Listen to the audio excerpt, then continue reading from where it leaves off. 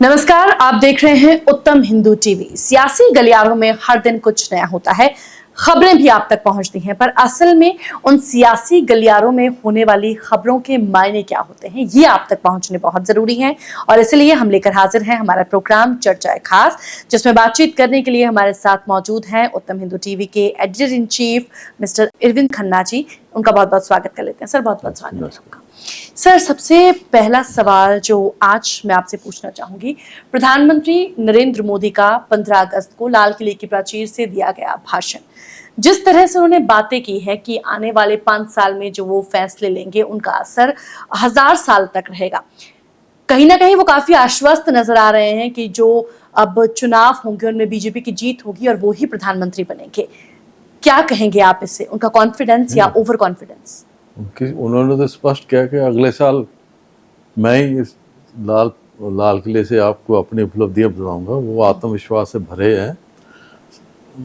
इसका सबसे पहले तो मैं ये कहता हूँ कि जो उन्होंने 3 बातें कही, एक तो उन्होंने कहा कि इस तीसरी आर्थिक व्यवस्था बनाऊंगा मैं देश को, जो किराए के मकानों में रहते हैं उनको अपना मकान बनाने के लिए बैंकों से सस्ते ऋण दिलाऊंगा, जन औषधि के जो केंद्र खोले जाएंगे आम आदमी के लिए स्वास्थ्य के हिसाब से।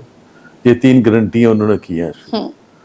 और समय और परिस्थितियों के अनुसार जब वो कहते हैं कि 2024 में मैं यहाँ पे आके कहूँगा, जो मुद्दा आप उठा रहे हैं इस आत्मविश्वास का जो उनके करेंगे, उसके पीछे पहली बात तो ये 3 गारंटियां, उसके पीछे उनके किए काम है जो पिछले 9 सालों में उन्होंने, मैं ज़्यादा डिटेल में ना जाता हुए इतना मैं अनुच्छेद 370 35 का हटाना, 80 करोड़ लोगों को खाने पीने की जो एक सुरक्षा प्रदान करना, कोविड के दौरान जो अरेंजमेंट करना, दलितों के लिए जो स्कीमें और जो शौचालय का कराना, ये सारी बातें मिला के और अंतर्राष्ट्रीय स्तर पर जो भारत की छवि इस समय है उसको देखते हुए और जो समय और परिस्थितियां उन सब को ध्यान में रखते हुए वो एक अपने हुए, मैं कहता हूँ राजनीति के मंजे हुए खिलाड़ी भी हैं। उनको इस बात का एहसास भी है कि अगर मैं भी इस बात को मैं सोचता हूँ कि अगर ये बात कोई कह सकता है कि 20 से 24 में मैं ही लाल किले के प्राचीर से बोलूंगा, तो 140 करोड़ के देश में केवल वो ही एक है। पक्ष और विपक्ष में जितने भी आप नेता देख ले, चाहे विपक्ष में है चाहे पक्ष में है, उनमें से इस समय की राजनीतिक परिस्थितियों को देखते हुए कोई भी इस आत्मविश्वास के साथ नहीं कह सकते अगले साल मैं इस लाल किले की जगह पर मैं खड़ा हूँ। क्योंकि अगर विपक्ष में देखें, खड़गे जी हैं, सोनिया है, राहुल है, नीतीश है, केजरीवाल है, ममता है, साउथ में स्टालिन है, ये इतने हैं। इधर बीजेपी में तो उनका चेहरा ही सीधा है, एनडीए में तो चेहरा ही सीधा मोदी। तो इस तरह से जो मैं कहता हूँ कि ये एक आत्मविश्वास से भरा एक व्यक्ति बोल सकता है इस चीज को, तो वो उनको जो राजनीतिक परिस्थितियां देश की और अंतर्राष्ट्रीय स्तर पर देखते हुए उन्होंने कहा है। लेकिन और अगर साइकोलॉजिकल इफेक्ट है, एक खिलाड़ी के रूप में मैं देखूं, राजनीति भी एक खेल है, शय और मात का है, तो एक खिलाड़ी के नाते भी उन्होंने मानसिक दबाव डाल दिया विपक्ष पे, मैं हूँ, अब चुनौती करना देना वो पक्ष है और जो अंतिम निर्णय तो फिर जनता के हाथ में है। बिल्कुल। क्या होगा, अंतिम निर्णय क्या होगा और वो जो आश्वस्त दिखाई दे रहे हैं उसका नतीजा क्या होगा, ये भी आने वाले समय पर है। क्योंकि राजनीति है, किसी समय पलट लेके आज वर्तमान में मैं जो कहता हूँ उसमें जो लाभ वाली स्थिति है वो मोदी जी की है।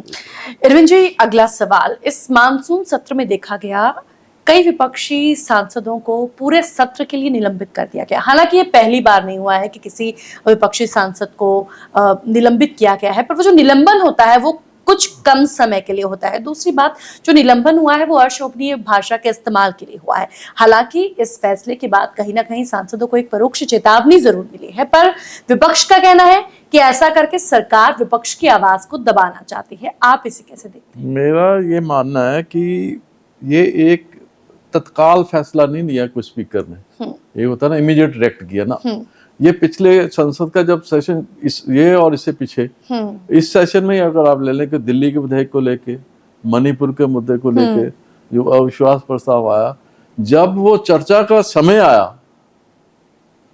तो चर्चा का समय वो मुद्दों को छोड़कर राजनीति करनी शुरू हो गई। मुद्दों पे बहस नहीं करी विपक्ष ने, जबकि ये जरूरी नहीं कि प्राइम मिनिस्टर बोले। होम मिनिस्टर अपने आप में एक बड़ी है, देश का होम मिनिस्टर जब कह रहा है, विदेश मंत्री कह रहा है हम तैयार हैं, सब कुछ है, तो उसको अनदेखी करना, तो इसका मतलब आप केवल और केवल राजनीति करना चाह रहे हैं। जबकि हमारा पार्लियामेंट लोकतंत्र जो पार्लियामेंट्री सिस्टम है, और संसद में भाषण में जाए, नेहरू जी के समय से लेके अटल जी के लेके जो भाषा और जो स्तर रहा है आपस में संवाद का, वो बहुत ऊंचा रहा है।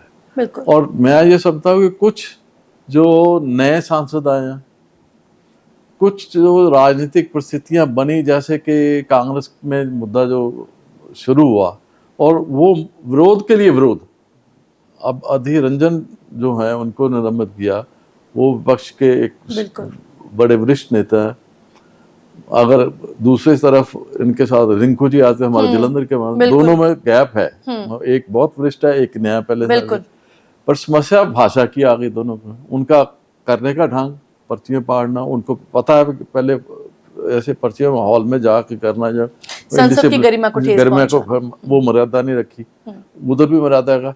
अब जो लोकसभा जो संसद स्पीकर है उसकी भी एक आफ्टर ह्यूमन बीइंग है, वो भी एक राजनीति के है, ये है स्पीकर।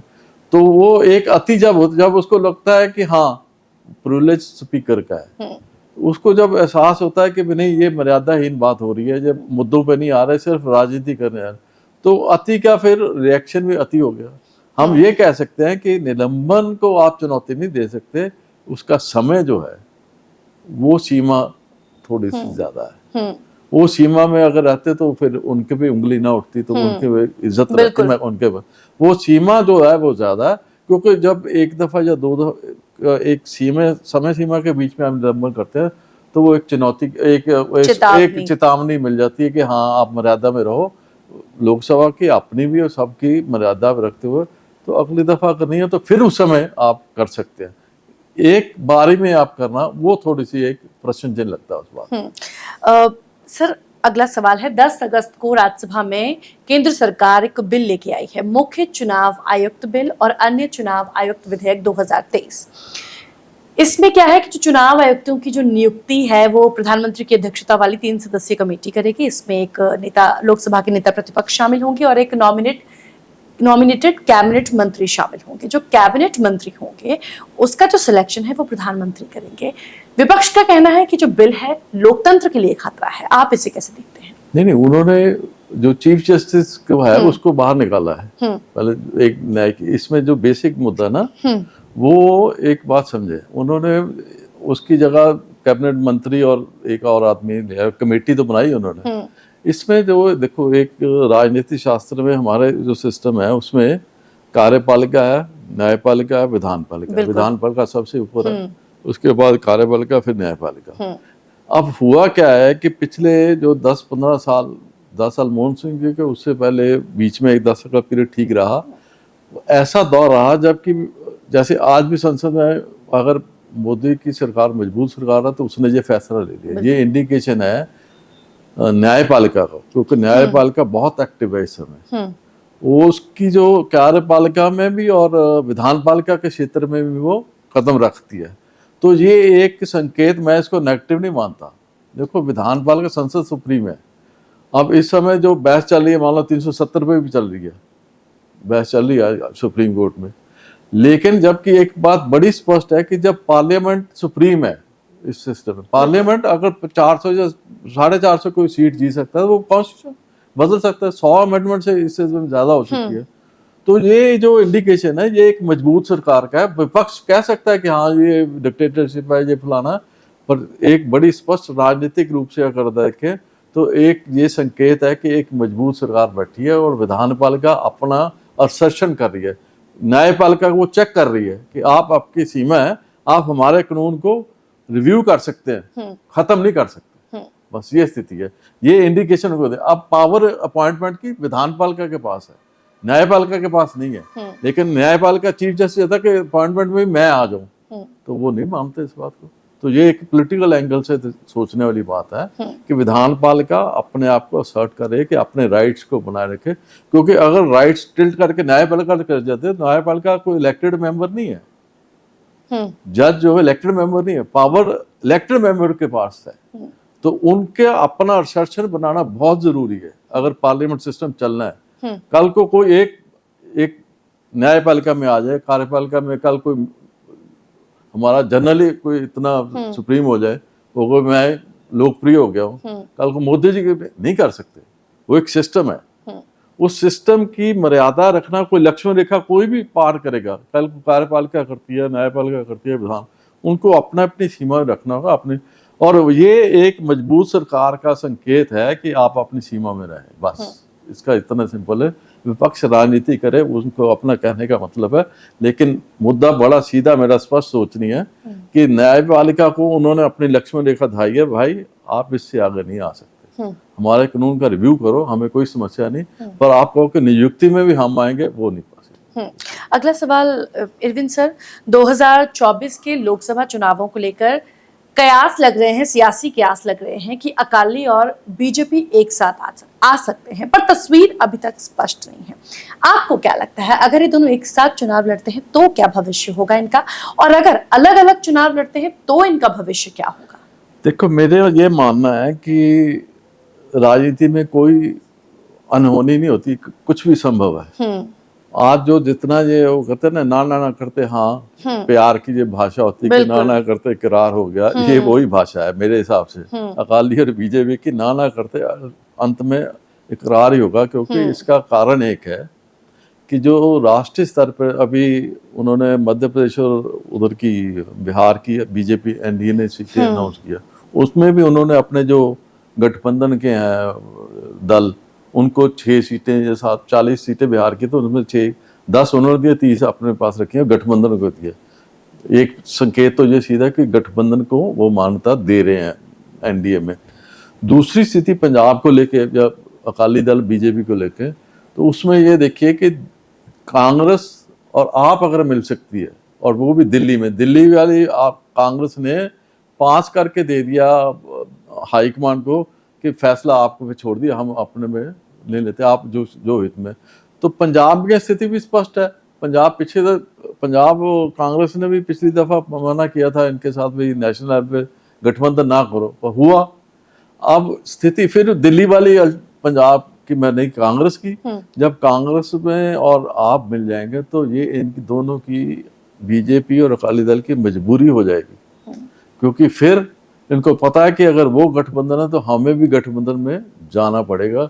ये 31 अगस्त की मीटिंग है मुंबई में उनकी इंडिया की जो विपक्षी दलों की, और उसमें फैसला करेंगे कि उनका भी जो सामने ना तस्वीर साफ नहीं आ रही, क्योंकि उनका चेयरपर्सन कौन बनेगी, सोनिया बनेंगे, नीतीश बने या कोई और, शरद पवार, जब तक उनका एक प्रेसिडियम सॉर्ट ऑफ नहीं बनती, तो उसके बाद ये स्थिति पंजाब में लागू हो जाएगी। अगर ये बन जाती है और स्पष्ट हो जाती है, तो इसका मतलब इन दोनों के पास गठबंधन करने के सिवा कोई रास्ता और नहीं होगा। अगर अलग अलग रहेंगे तो ये मेरे हिसाब से दोनों के लिए सुसाइडल, आत्मघाती है दोनों के लिए, और ये पंजाब की राजनीति में फिर अगले 5 या 10 साल पीछे पड़ जाएंगे। स्थायी के जो है, ये आज का फैसला इनका 27-24 को मैं इतनी महत्वता नहीं देता, 27 के विधानसभा चुनाव में इनको जाके ज्यादा असर पड़ेगा, क्योंकि अगर आज नहीं होते तो फिर 27 में अगर जाके गठबंधन करेंगे तो आम आदमी की जो जन साधारण है उसकी ये धारणा होगी कि अब तो अपने हित के लिए इकट्ठे हो गए। अब तो ये अब उनको देखेंगे तो इस समय जो करेंगे तो वो पॉलिटिकल आएगा, हाँ भी एक दो देश की 2 पार्टियां बन गई, एक एनडीए एक इंडिया, और 2 के गठबंधन में ऑल इंडिया लेवल पे गठबंधन, तो ये कवर हो जाएगा। चाहे है तो हर एक पॉलिटिकल साइंस में हमें पढ़ाया जाता था कि हर राजनीतिक दल का जो लक्ष्य होता है सत्ता प्राप्ति होता है, बिल्कुल, तो दोनों की सत्ता प्राप्ति तो लक्ष्य है ही है। तो उस चीज में ये एक थोड़ा सा एक पर्दा रहेगा कि एनडीए और इंडिया 2 पक्षी बने गए, एक प्लेटफॉर्म बने हुए। अगर इसके बाद 27 में अगर पंजाब में बनता है तो फिर ये अकेले पड़ेंगे, फिर लोगों को लगेगा भाई उस समय तो नहीं आया, हार खा के फिर आ गए, आप इनकी मजबूरी हो, तो वो एक नकारात्मक छवि बनेगी इनकी। इस समय बन जाए तो ठीक है मेरे लिए। सर सियासत की बात हम कर भी रहे हैं, आगे भी करेंगे, पर इस वक्त मैं बात करना चाहूँगी हिमाचल में जिस तरीके से हालात बने हुए हैं बाढ़ से, और लैंडस्लाइड जिस तरह से तबाही मचा रही है। पंजाब में भी बाढ़ के हालात कई ज़िलों में बने हुए हैं। हिमाचल की बारिश के बाद पंजाब में ज़्यादा अलर्ट जारी कर दिया गया है। रिपोर्ट्स कहती हैं कि हिमाचल में जो लैंडस्लाइड हुई है और जो उसके बाद जो इमारतें ध्वस्त हुई हैं, उनमें से ज़्यादा इमारतें अवैध थी। खैर, प्राकृतिक आपदा है, ज्यादा कुछ कहा भी नहीं जा सकता, पर आपको क्या लगता है, क्या ये वाकई प्रकृति के साथ खिलवाड़ है? ये उसका नतीजा है? देखो, आज मुख्यमंत्री हिमाचल प्रदेश ने सुक्खू जी ने ये प्राकृतिक आपदा घोषित कर दिया स्टेट में, क्योंकि कोई 75,000 करोड़ का नुकसान उनका रहता है, 300 से लोग ज्यादा चले गए, सारी व्यवस्था एक बहुत दुखद। पहले तो उनके साथ हमारी संवेदनाएं जो परिवार है प्रभावित है। जहाँ तक रही आपकी अवैध निर्माण की बात, ये एक कारण है, क्योंकि शिमला में जो बना है वो उसमें से कुछ जो जिस एरिया को हम कहते हैं कि अनसेफ एरिया जो है, उसमें भी कई अप्रूव्ड घर है, ये नहीं भी सारे अवैध है, उसमें भी अप्रूव्ड घर है। वो कैसे हुए? क्योंकि लोकल किसी कारपोरेशन ने की है ना, तभी अप्रूव हुआ, नहीं तो। अब उसमें एक मैं यहाँ पे एक बात याद आ रही है, योग वशिष्ठ में भगवान राम अपने गुरु वशिष्ठ से पूछते हैं कि व्यक्ति के उत्थान में क्या चीज महत्वपूर्ण है, तो वह कहते हैं कि प्रवृत्ति और प्रकृति, ये दो शब्द है। अगर इंसान की प्रवृत्ति और प्रकृति दोनों में तालमेल बैठा के इंसान कार्य करेगा तो उसका उत्थान की रास्ता है। अब हिमाचल में जो हो रहा है वो प्रवृत्ति और प्रकृति का टकराव है।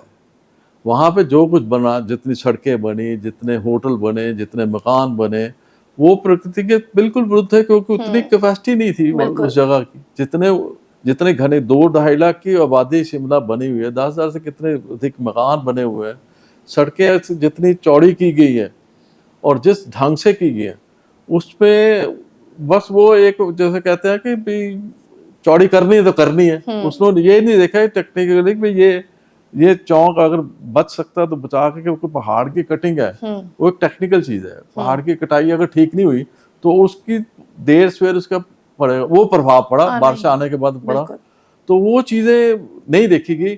सिर्फ ये देखा गया कि टूरिस्ट की अट्रैक्शन के लिए यहाँ पे रेवेन्यू आएगा।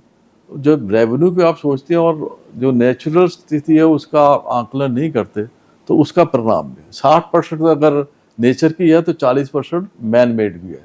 अब चाहिए तो ये था कि अगर रेवेन्यू चाहिए तो आप इंस्टेड ऑफ दिस की सड़कों पर ज़्यादा जोर दे, दबाव दे, आप शिमले के साथ 10-15-20 किलोमीटर के दायरे में छोटे उपनगर बनाते, हेलीपैड का छोटे जैसे छोटे जहाज 20-50 के हैं, तो वो जगह बनते कि जहाज लैंडिंग या हेलीकॉप्टर से बन के लोग उतरते, बनस्पत की सिर्फ बसों पे दिल्ली से चले लोग बसों पे, जो बड़ी बड़ी बसें हैं वो हिमाचल के सड़कों पर सूट ही नहीं करती। तो वो पिछले 10-20 साल में जो चला, तो वो जो सिस्टम, उसका परिणाम कभी तो निकलना था। तो आज ये दुखद हमारे सामने। और जब अब पंजाब की बात, जब बारिश वहां पे बारिश 100 गुना ज्यादा हुई है, ये भी एक त्रासदी है। ये जो पर्यावरण, जो प्रकृति के साथ, मैं कहता हूँ राष्ट्रीय से नहीं अंतर्राष्ट्रीय स्तर पे ये सब कुछ चल रहा है, तो उसके परिणाम इंसान को भुगतने पड़ेंगे ना। अब तो ये है कि प्रकृति आपको संदेश दे रही है, उसको समझें। अभी भी वक्त है, आने वाली पीढ़ी कम से कम उसकी जो भविष्य है वो सेव करने के लिए आपको आज से ही बनाना पड़ेगा कि हमने इससे ज्यादा अब कंस्ट्रक्शन नहीं करनी। आपको उपनगर बनाने पड़ेंगे, हेलीपैड बनाने पड़ेंगे, और केवल धन की अंधी दौड़ में नहीं दौड़नी पड़ेगी। आपको कहीं ना कहीं एक सीमा रेखा बनानी पड़ेगी, इससे आगे नहीं जाना।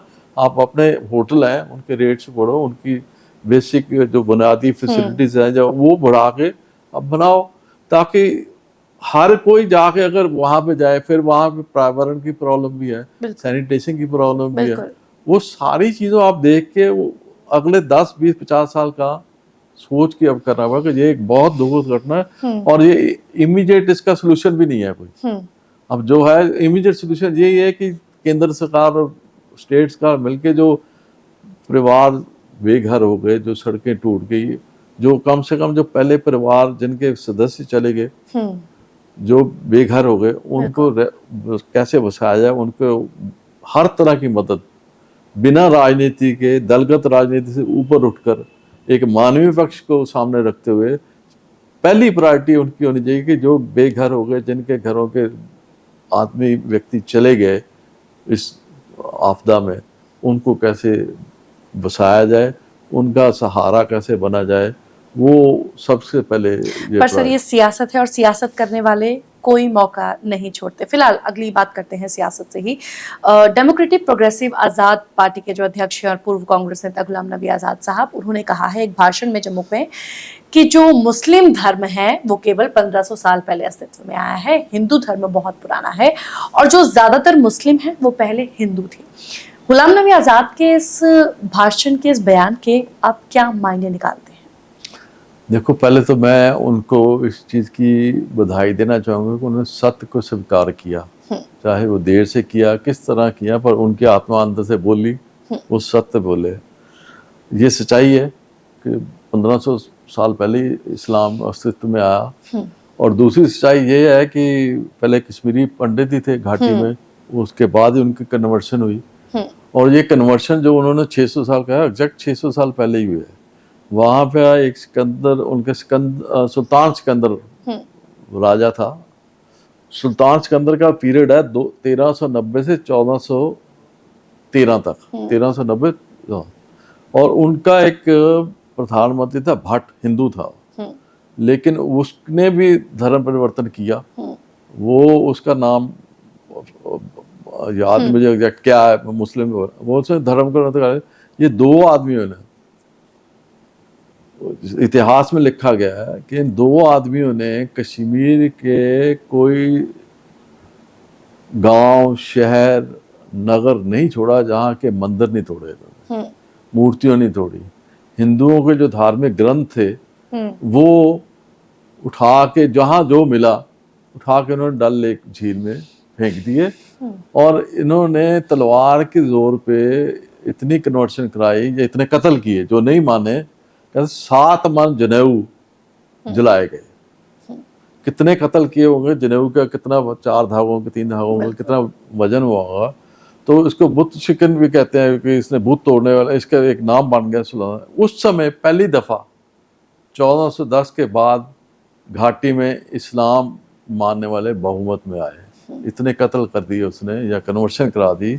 तो ये बात गुलाम नबी आज़ाद ठीक कह रहे हैं। कोई वो एक सुलझे हुए राजनीतिज्ञ है, और इस बात को अगर राष्ट्रीय स्तर पर मान ले मुस्लिम समाज, तो मैं समझता हूँ कि सारे देश में एक वातावरण में बदलाव आ जाएगा, एक सकारात्मक सौहार्द की भावना बढ़ जाएगी। वो एक, क्योंकि अब इस समय परिस्थिति जो तनाव क्यों बनता है, क्योंकि जो मुस्लिम वर्ग है उसमें से जो बहुमत वर्ग है वो अपने आप को विजेताओं का, जो हमलावर थे, उनके साथ जोड़ के देख रहा है कि हमारे तो गजनी आया, फलाना आया, उसके साथ जोड़ के हम विजेता है, और हिंदू जो है, जो इस समय जो बैठे हैं, ये तो हमारे से हारे हुए हैं। ये भावना नहीं, उनको ये एहसास होना चाहिए कि हम भी इन्हीं में से थे, हमें बदला गया उस समय की परिस्थितियों के, पर हमारा जो संस्कृति, जो कल्चर है, वो सेम है। घाटी में भी आज जो मुस्लिम और पंडित और रहते हैं, उनका जो कल्चरल, उनका पहनावा, खाना पीना सारा सेम है। तो ये जेनेटिक पॉइंट ऑफ व्यू से इंडियन जो मुस्लिम है, चाहे हिंदू है तो एक ही। क्योंकि 600 साल पहले या 800-700 साल पहले कन्वर्शन हुए तलवार की जोर पे, कोई सूफीपन भी हुए, कोई नेचुरल भी हुए।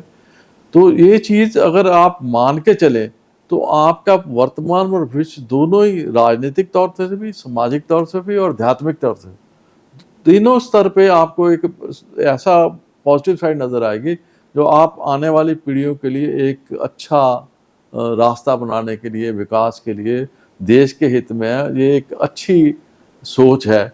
अगर गुलाम नबी आज़ाद ने बात कही है तो ये एक, मैं समझता हूँ कि turning point in politics of state, particular in Jammu and Kashmir और रेस्ट ऑफ इंडिया भी हो सकता है, अगर other political parties also follow, या लीडर उनको चले। तो मेरा तो बहुत बहुत शुक्रिया सर हमारे साथ जुड़ने के लिए और इन तमाम मुद्दों पर बातचीत करने के लिए।